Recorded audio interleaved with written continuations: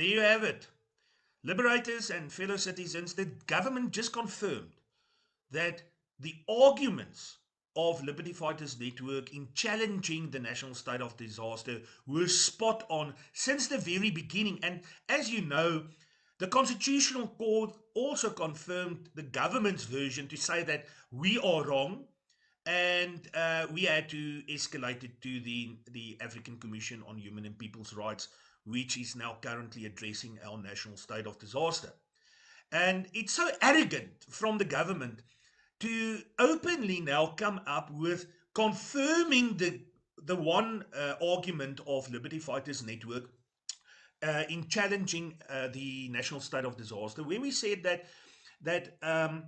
there were other means of addressing the so-called disaster. It was unnecessary to have formally declared a national state of disaster, and we said that the Health Act could have been utilized then already. So let me take you back to the declaration of the national state of disaster, and then you can follow this for yourself.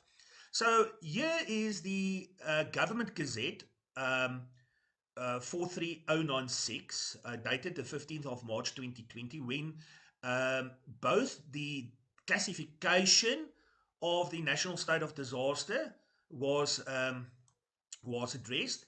And then look at here what the Minister of Kogta, Dlamini Zuma, said in her declaration. She said that Section 27.1 of the Act, so she's declaring it in terms of Section 27.1 of the Act, hereby declare national state of disaster, having recognized that special circumstances exist to warrant the declaration of a national state of disaster. Now, what are these special circumstances? We don't know, because it was never stipulated which special circumstances they were. Only on that issue, as we have raised before the Constitutional Court, the NSD could never have taken place. There could never have been a national state of disaster declared, because the special circumstances were not met or identified. And then there were other measures. They've just confirmed it once again, because they are using the very regulations we have said could have utilized to take the pandemic, so-called pandemic, further. Let me show you what we said in our. Firstly, let me go to the national the Disaster Management Act. In Section 27, a declaration of a national state of disaster. It says that in the event of a national disaster, the minister may, by notice in the Gazette, declare a national state of disaster if existing legislation and contingency arrangements do not adequately provide for the national executive to deal effectively with a disaster. They lied, because they have just confirmed now that this was definitely possible. And let me go to our court papers, which we had before the Constitutional Court. There you have it. There's our one argument.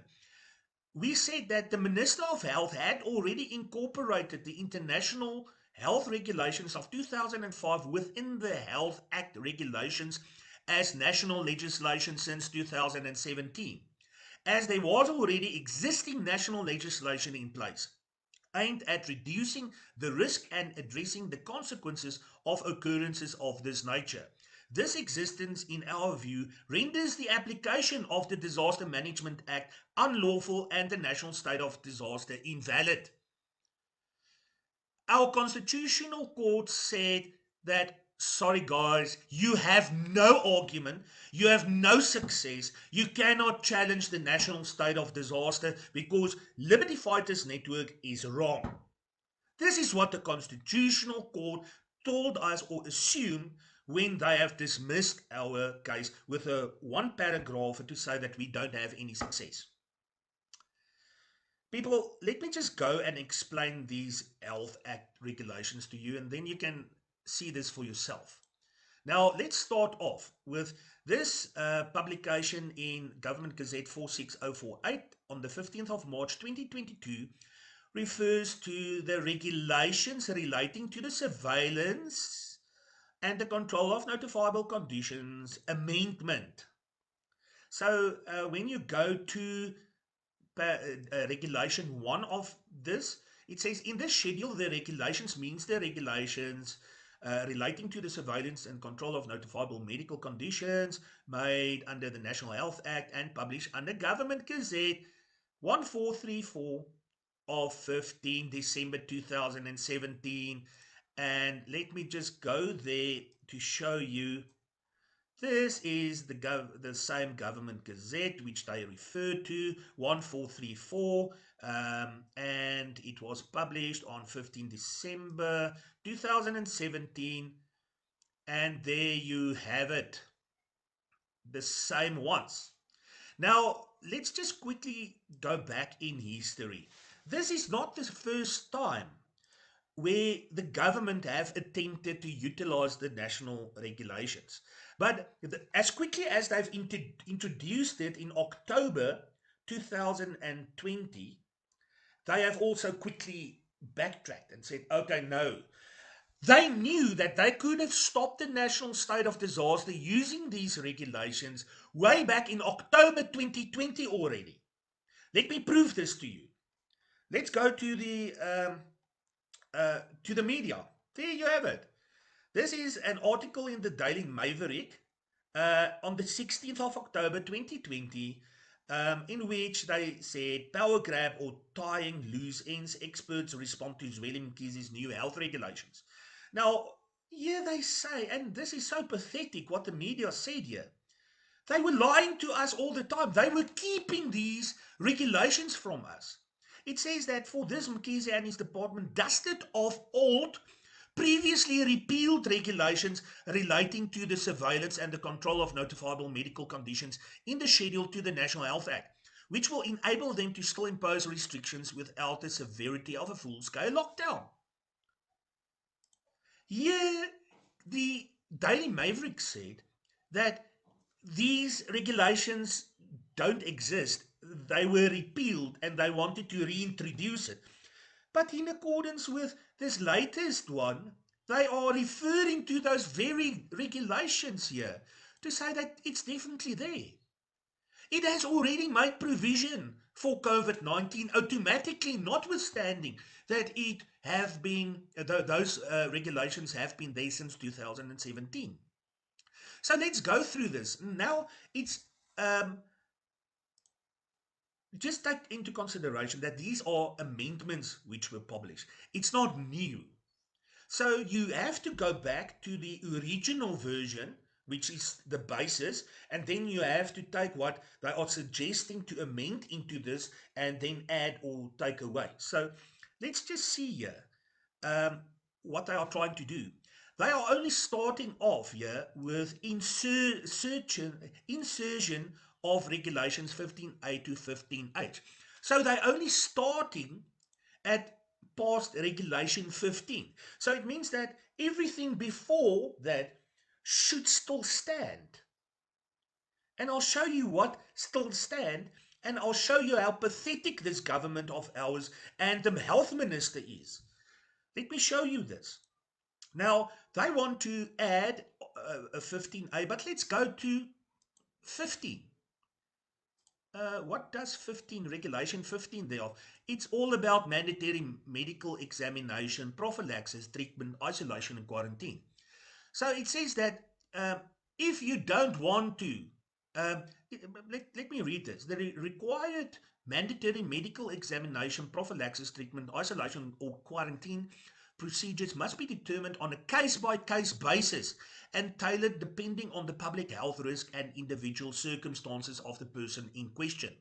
Then the head of a provincial department must apply to the High Court for an appropriate court order. If a person who is a clinical or laboratory confirmed case, carrier or contact of a notifiable medical condition listed in Annexure A, Tables 1, 2, 3, and 4, or a medical condition deemed notifiable by the Minister, refuses to consent to a medical examination, including but not limited to the taking of any biological specimen, being admitted at a health establishment, or mandatory prophylaxis, treatment, isolation, or quarantine in order to prevent transmission. So it says that if you don't adhere to these mandatory measures, then the health department, the head of the health department, must approach the High Court to get a court order to force you into it. And when it's an application, it means that you must be notified. You must be notified about that application, and you have got the right to oppose that application. So let me just further read here. Now, what do they say about 16? Yeah, it's all about, they haven't even changed the definitions. So all the definitions contained in the 2017 health regulations still stand. They haven't changed it. So yeah, they simply say refusal of medical examination, prophylaxis, treatment, isolation, quarantine protocols in public areas and gatherings. So now a person who has been confirmed as a clinical or laboratory confirmed case. So this is all about confirmed cases. So I interpret these new measures as when I am a case, when I'm suspected to be one, or it's confirmed that I'm a carrier. So it does not apply to me. These new amendments do not apply to me if I don't fall within those categories. Now, let's just go further. Um, Isolation or quarantine of persons. It's all about a carrier, a contact, someone who's new. Isolation of a symptomatic person. It still refers to Annexure A, Table 1, 2, or 3. Then there's isolation of an asymptomatic person. An asymptomatic person, meaning that he's not showing any symptoms. An asymptomatic person who tests positive for a notifiable medical condition must isolate for a period of time stipulated and in line with the National Department guidelines from the day on which he or she has been notified or of his or her positive test results. But by getting tested, this is very important, that you are under no obligation to be tested. They cannot force you to be tested unless they have obtained a high court order against you. So if the high court tells you that you must be tested after considering your views as well, only then you may be forced to get tested. So this is very important. So now let's go further. Repeat testing, designation of quarantine facilities, and then they have basically copied and pasted from the original Disaster Management Act regulation. So if they could have incorporated those very measures now, it means that they could have done that way back in October 2020 already. So this whole national state of disaster was a total illegal operation. They could not have continued with it. Then let's just quickly see here, contact tracing. It's important to take the time, go through all this. And as I've said, this is basically a copy and paste subject or project from directly from the COVID-19 measures as we currently know this. Um, But I want to show you this table that they are referring to. This one was published way back on 15 December 2017. And here you've got this under item 18. Respiratory disease caused by a novel respiratory pathogen.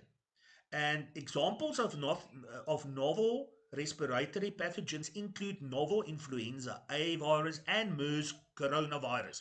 So, under that item, COVID-19 was already incorporated, and the government have confirmed this because they have not in any way changed the definitions.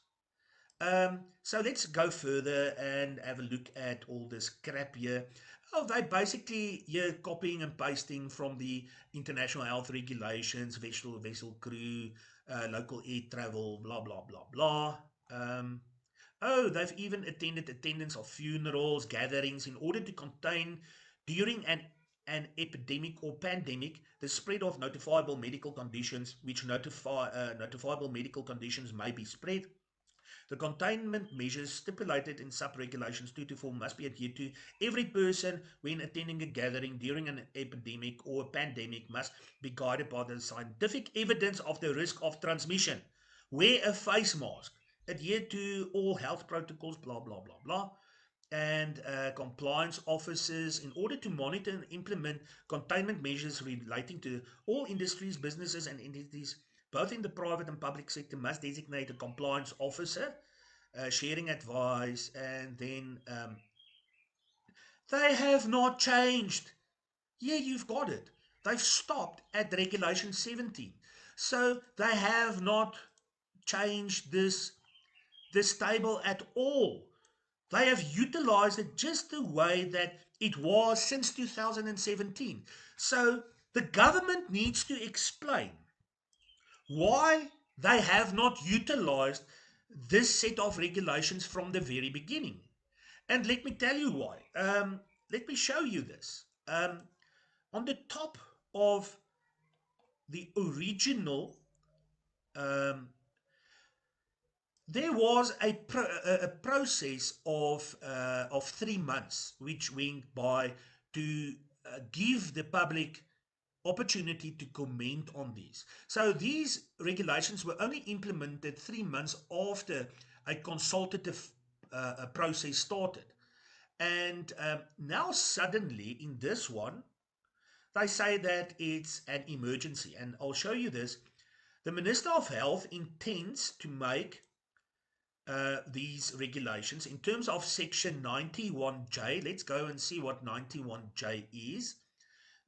Section 91J in the Health Act says the minister, after this is under regulations, the minister, after consultation with the National Health Council or the office, as the case may be, may make regulations regarding it was J, communicable diseases, K, notifiable medical conditions, and also under W, generally any other matter which is necessary or expedient to prescribe in order to implement or administer this act. So there you've got it, 91J, K, and W, we've read that. And what is 94C? This is the interesting part. It says, let's read subsection 4.